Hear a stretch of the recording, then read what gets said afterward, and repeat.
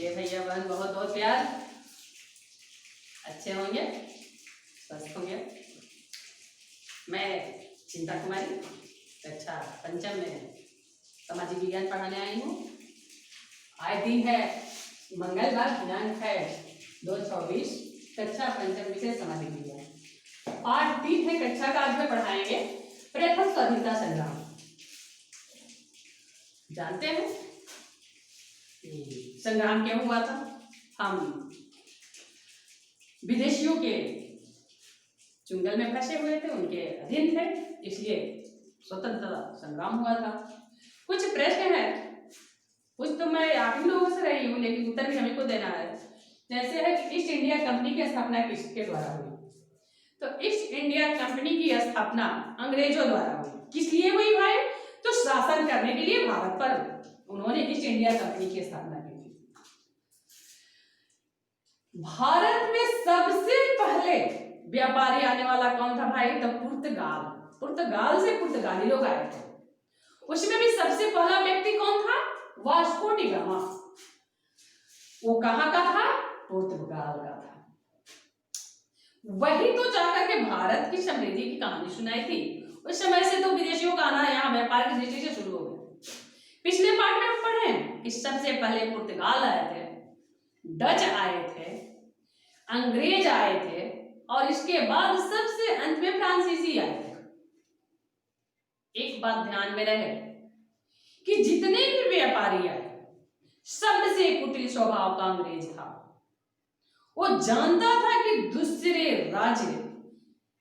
देश पर राज्य कैसे किया जाता है। कहा जाता है कि अंग्रेजों को कभी सूर्यास्त नहीं होता था, यानी हर देश पर उसका शासन था। चलिए तो हम पढ़ेंगे। भारत सोने की चिड़िया थी, लेकिन अंग्रेजों ने या व्यापारियों ने लूट करके उसे मिट्टी में मिला दिया। अंग्रेज अब यहीं से शुरू करते हैं अपना चाल चलना, जब कि वो अपने देश से तैयार माल भारत में ला करके बेचते हैं और यहाँ के कुटीर उद्योग, लघु उद्योग को समाप्त कर दे रहे हैं।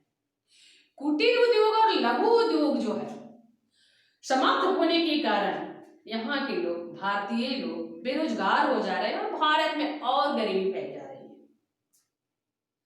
क्योंकि इसके पहले तो सोने की चिड़िया को कितने लोग लूट करके ले गए थे। महमूद गजनी था और भी लोग थे, लूटते रहे।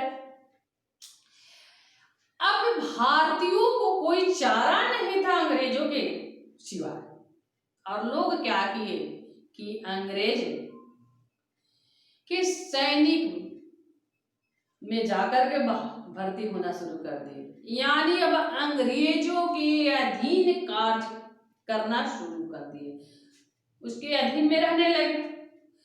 ठीक, अधीन में तो रहने लगे। कहा जाता है कि परिवार चलाने के लिए कुछ करना आती आवश्यक है। पहले कहा जाता था, कहावत, पहले के लोगों को दिमाग बहुत तेज चलता था कि बेकारी से बेकारी भर जाए, यानी हम बेकार बैठे हैं, उससे कहीं कुछ मिल जाए तो अच्छा है। वही भारतीय सैनिक शुरू हुए, लेकिन सैनिक में भर्ती उनके साथ कितना भेदभाव किया जाता था, यह सोच करके अगर हम आप होते तो वह स्वाधीनता संग्राम करने के लिए भी तैयार हो जाते। सबसे पहले वेतन में कमी थी। भारतीयों सैनिक को वेतन कम दिया जाता था और इंग्लैंड के जो थे उनको अधिक दिया जाता था। भेदभाव किस दृष्टि से? पदोन्नति के दृष्टि से। अंग्रेज सैनिक जो थे उनको पदोन्नति जल्दी जल्दी की जाती थी, लेकिन भारतीय सिपाही थे उनको पदोन्नति नहीं की जाती थी। फिर हमारे सामने भी हमारे धर्मों की शिकायत होती थी। बताइए आखिर कितना आदमी प्रताड़ित होगा? अपने स्वाभिमान के लिए तो जीना है ना। एक दिन ऐसा समय आया कि लोग एक होकर के प्रथम स्वाधीनता संग्राम के लिए आतुर हो गए। कुछ नायक थे जो कि इसका सेनापति बने, जैसे बाबा साहब पेशवा, उनके भाई थे नाना साहब पेशवा, अमजुल्ला खां। ये लोग जो थे सेना नायक के रूप में आए। सबसे सेना नायक नाना साहब पेशवा बने और उन्हीं के नेतृत्व में स्वाधीनता संग्राम के सारे कार्य होने लगे। कुछ चिन्ह बनाए गए, उसी चिन्ह के द्वारा कार्य करना था। जैसे लाल कमल, रोटी, लाल कमल जो थी वीरता की प्रतीक थी और रोटी एकता की, जागृति की। आखिर भाई पूरे देश में यह एक साथ सूचना फैली कैसे? तो लोगों ने क्या किया, जैसे नाना साहब पेशवा, उनके दोस्त थे, फिर बाबा साहब पेशवा,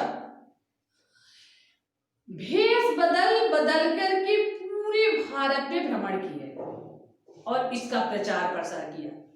कोई भी चीज बिना प्रचार प्रसार का जोड़ नहीं पकड़ता है।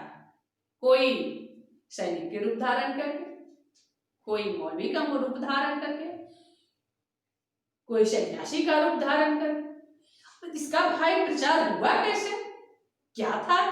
तो प्रचार हुआ कि रोटी लोग ले जाते थे, एक गांव में देते थे, वहां के लोग रोटी को प्रसाद मान करके खाते थे और प्रतिज्ञा लेते थे कि हम प्रथम स्वतंत्रता संग्राम में भाग लेंगे। इसके बाद क्या हुआ कि उस गांव से रोटी लोग बनवाते थे और फिर दूसरे गांव में ले जाते थे। इसलिए पूरे भारत एक साथ जुट गया, भ्रमण कर करके लोग एक दूसरे को तैयार कर लिए। समय बदलते भैया बहन देर नहीं लगता है। समय कैसे करवट बदल लेता है यह कहना मुश्किल है। एक बार की बात है कि हमारे भारतीय सैनिक पंडित थे, उनसे एक कर्मचारी जो कि नीच कास्ट के थे मांगे कि भैया पानी पीने दो, थोड़ा लोटा दो ना, प्यास लगी है। कहे कि नहीं तुम नीच जाति के हो, हम अपना लोटा नहीं देंगे, हम पंडित ठहरे। उन्होंने व्यंग्यात्मक पूर्ण भाषा बोली और कही कि हाँ पंडित तो है, लेकिन आप क्या करने वाले हैं कुछ दिन के बाद जानते हैं, यहाँ करतूस बन रहा है। उस करतूस में सुअर और गाय की चर्बी लगी हुई है और उसको दांत से खींचना है। जब यह सूचना सिपाही जी सुने, सैनिक सुने, तो उनको शरीर के अंदर आग उबलने लगी और यह जो सूचना थी आग की तरह फैलने लगी। बैरकपुर में 35वीं पलटन के सिपाही हमारे मंगल पांडे थे और वहां उनको कहा गया कि इस कारतूस को आप दांत से खींचिए। 29 मार्च को मंगल पांडे इस बात का विद्रोह किए और बंदूक और गोली लेकर के निकल गए। छावनी से आदेश दिया ह्यूमस ने कि मंगल पांडे को पकड़ लिया जाए, लेकिन किसी में हिम्मत कहां थी एक भारतीय सैनिक को पकड़ने की। लेकिन उन्होंने क्या किया कि ह्यूमस को मार दिया। फिर एक बाघा नाम का था अंग्रेज, उसको भी मार दिया। अंततोगत्वा मंगल पांडे पकड़े जाते हैं और उनको फांसी की सजा सुनाई जाती है। फांसी की सजा तो सुनाई जाती है, लेकिन उस वीर शेर को फांसी को देने की हिम्मत किसने थी? बैरकपुर जो कि कलकत्ता में है, वहां से तो कोई तैयार ही नहीं हुआ बैरकपुर से जलाद की हम फांसी देंगे। फिर क्या था, अंग्रेज तो थे ही उस प्रकार के, कलकत्ता से जलाद मांग करके 8 अप्रैल 1857 को मंगल पांडे को फांसी दे दी गई। यह खबर तो आग की तरह फैल ही गई। फिर यूपी में मेरठ है, जहां की कुछ सैनिकों को जबरदस्ती यह कहा गया कि आप इस कारतूस को दांत से खींचिए, जिसमें कि हमारे भारतीय सैनिक इस बात से इनकार कर दिए। फिर क्या था, भारतीय सैनिकों को अंग्रेज ने जेल में बंद कर दिया। एक बार की बात है कि शाम को कुछ सैनिक भाई निकले थे भ्रमण करने के लिए, घूमने के लिए। कुछ महिलाएं कहीं कि वाह क्या बात है, लोगों में स्वाभिमान कहां चला गया है कि कुछ सैनिक हमारे जेल में बंद है करतूस के कारण और कुछ लोग स्वतंत्र होकर के घूम रहे हैं। यह महिलाओं का व्यंग्यात्मक पूर्ण भाषा सुनने के कारण हमारे सैनिकों में आग उबलने लगी और उन्होंने 31 मई का जो दिन रखा हुआ था स्वाधीनता संग्राम के लिए, उन्होंने 10 मई को ही शुरू कर दिया। एक चीज ध्यान रहे कि 31 मई को स्वाधीनता संग्राम क्यों रखा गया था? क्योंकि उस दिन जितने भी अंग्रेज थे चर्च में जाते थे, और उस चर्च में जाने के बाद जब अंग्रेज इकट्ठे होते तो उस पर आक्रमण होता, इसीलिए रखा गया था कि सारे अंग्रेज को एक साथ आक्रमण किया जाए तो उनका कोई चारा नहीं चलेगा। 10 मई भी रविवार ही था और हमारे सैनिक निकल गए भारत स्वाधीनता संग्राम के लिए, भारत में स्वाधीनता संग्राम के लिए। और सबसे पहले उन्होंने उस सैनिक भाई को स्वाधीन कराया, स्वतंत्र कराया, जो कि मेरठपुर के जेल में बंद थे। वहां से बिगुल बजते बजते चले गए लोग दिल्ली। 11 से 16 मई तक दिल्ली में लड़ाई हुई और दिल्ली स्वाधीन हुआ। वहां बहादुर शाह जफर को शासक बना दिया गया और लाल किला पर झंडा फहराया गया।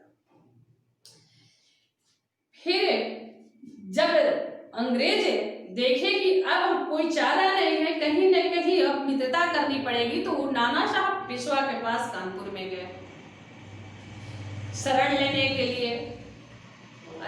कुटिल के साथ रहते रहते आदमी में कुटिलताएं आ ही जाती है। नाना साहब पेशवा ने भी मित्रता की ढोंग दिखाई और उन लोगों को नाव पर बैठा दिया कि आप इलाहाबाद चले जाइए। लेकिन भारतीय लोग कम कहाँ थे, उनके अंदर तो आग उबल रही थी अंग्रेजों से अपने बदला लेने के लिए, और सारे अंग्रेजों को मार दिए। अंग्रेज के मारने के बाद उस जगह का नाम पड़ा, यानी कि नदी मार्ग से, गंगा के मार्ग से लोग आ रहे थे, सती घाट।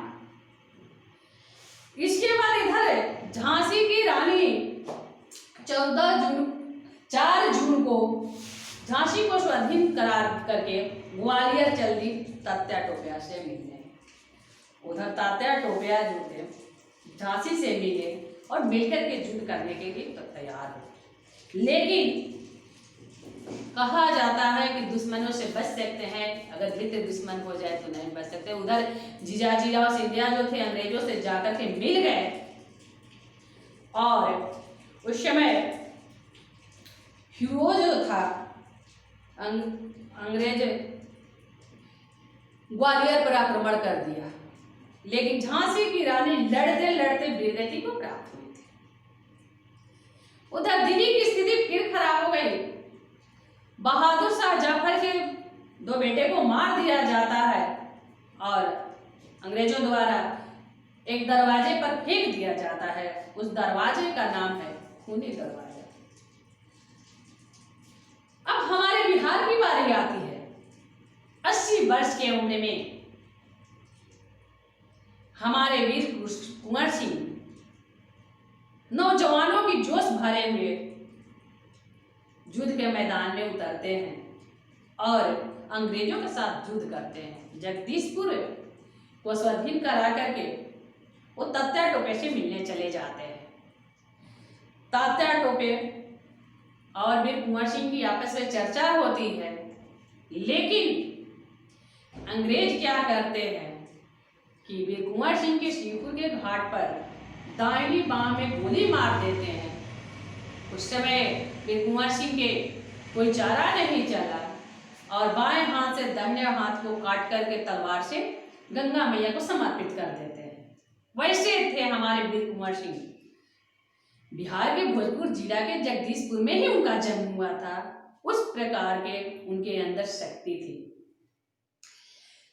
फिर जानते हैं कि जो जो उस समय स्वाधीनता के लिए लड़ाई करते थे उनको क्रांतिकारी का नाम दिया गया था। बेचारे वीर कुंवर सिंह को ना अस्पताल में दवा हो सकती थी, क्योंकि अंग्रेज तो घोषणा कर दिया था कि जो पकड़ेगा उनको बहुत सारे इनाम दिए जाएंगे। घाव उनका हाथ का ठीक नहीं हुआ और 24 अप्रैल 1857 को उनकी मृत्यु हो गई। फिर क्या था, अंग्रेज फिर दिल्ली पर चढ़ाई करके बहादुर शाह को 1857 को ही रंगून भेज दे रहा है। 1859 में 62 में उनकी मृत्यु हो जाती है। 1862 में रंगून में ही बहादुर शाह जाफर की मृत्यु हो जाती है। लेकिन कुछ जो सेना नायक थे, देखे कि भारत की स्थिति अब खराब होते जा रही है, तो वो रण छोड़ करके, यानी ये स्वतंत्रता संग्राम छोड़ करके अपनी जिंदगी बचाने के लिए दूसरे देश में जाए। जल मार्ग द्वारा नाना साहब नेपाल की ओर बढ़े, लेकिन उनकी बेटी मैना वो नहीं जा सकी और अंग्रेज ऐसे दुष्ट थे कि उनको ही अपने भवन में जला दिया, जिंदा जला दिया। कैसी थी वह भारत माँ की बेटी, जो कि अपने देश के लिए, अपने जन्मभूमि के लिए अपनी जान न्यौछावर कर दे। इससे हमें भी कुछ सीख लेना चाहिए कि अगर हमारे देश पर कोई इस प्रकार की आपत्ति आती है, विपत्ति आती है, तो अपने जान की परवाह न करके अपने देश की रक्षा करना अति आवश्यक है। सारे लोग तो चले गए, लेकिन तात्या टोपे जो थे, महान सेना नायक थे, वो युद्ध भूमि में अड़े रहे। 150 वर्षों में उन्होंने 150 बार युद्ध किया, लेकिन मित्र दुश्मन हो गए और अंग्रेजों द्वारा तात्या टोपे को पकड़वा दिया गया। पहले ही बताए हैं इसी पाठ में कि दुश्मन से बचना आसान रहता है, क्योंकि दुश्मन से हमेशा आदमी सजग रहता है कि वो कब बदला लेगा। लेकिन जब आप अपने मित्र जो दुश्मन में बदल जाते हैं, हमें जानकारी नहीं रहती है कि हमारा मित्र ही हमारा दुश्मन है, उससे हम सजग नहीं रह सकते हैं और कहीं न कहीं वो हमें क्षति पहुंचा सकता है। वही हुआ कि तात्या टोपे पकड़े गए और 18 अप्रैल 1859 को तात्या टोपे की फांसी की सजा दी गई। भैया बहन, 1857 का जो प्रथम स्वतंत्रता संग्राम हुआ, वो कहा जाता है कि असफल रहा था, ही असफल हुआ ही था, लेकिन कहीं न कहीं यह सफलता की पहली सीढ़ी थी। अंग्रेजों के अंदर भारतीयों के प्रति यह शक हो गया था कि अब भारत के वासी जो हैं एक होकर के युद्ध लड़ने के लिए तैयार हो सकते हैं और भारत को स्वतंत्र करा सकते। इसलिए फिर कुटिल चाल चल करके उन्होंने कुछ भारत के सैनिकों को छूट दिया, जैसे पदोन्नति कुछ करने लगे, इसके बाद कुछ वेतन में छूट दी गई, तो ये कुछ सुविधाएं दी गई। लेकिन भारतीयों में आगे कम नहीं हुई थी। आगे पाठ में पढ़िएगा इसका परिणाम क्या हुआ, कि वह सफल रहा। ये सारे चीजें हमें आगे पाठ में पढ़ना है। चलिए तो थोड़ा ग्रीन कार्ड लिख लीजिए।